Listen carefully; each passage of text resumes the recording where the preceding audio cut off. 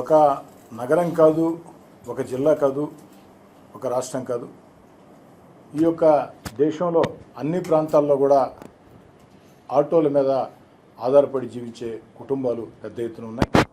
ముఖ్యంగా నెల్లూరు జిల్లా కేంద్రంలో నెల్లూరు నగర రూరల్ నియోజకవర్గాల్లోనే కొన్ని వేల ఆటోలు ఈ యొక్క యువకులు ఆటోలు తోలుకుంటూ జీవనం సాగిస్తూ ఉన్నారు.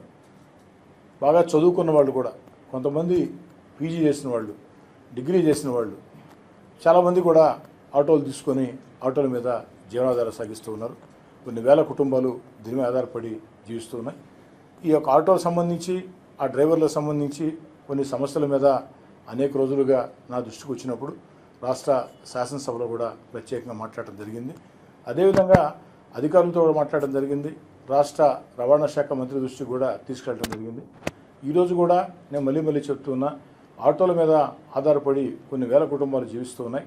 జిల్లా అధికార యంత్రాంగాన్ని కోరుతూ ఉన్నా, దయచేసి ఆటో యొక్క డ్రైవర్ల పట్ల అందరూ కూడా సానుకూల ధోరణితో వ్యవహరించండి.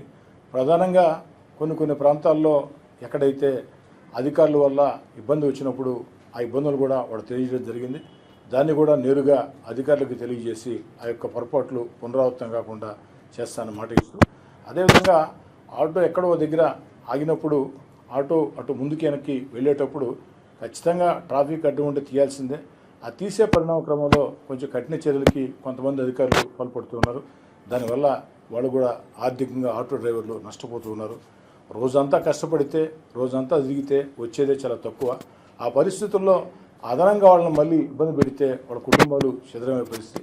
కాబట్టి అధికార యంత్రాంగం కూడా సానుకూలంగా ఆలోచన చేసేదానికి చేయాలని మాట చెబుతూ, అతి త్వరలో రాష్ట్ర రవాణా శాఖ మంత్రి మండిపల్లి రాంప్రసాద్ రెడ్డి గారితో నెల్లూరు జిల్లా కేంద్రంలో ఆటో డ్రైవర్లతో ఒక ఆత్మీయ సమావేశం ఏర్పాటు చేసి ఆ యొక్క ఆటో డ్రైవర్ల ఆకాంక్షలు, కోరికలు, మనోభావాలు గుర్తించి దాంట్లో ఏది చేయగలుగుతాం, ఏది చేయలేం అన్న విషయం మీద స్పష్టత ఇస్తానని చెప్పని చెప్తున్నాను.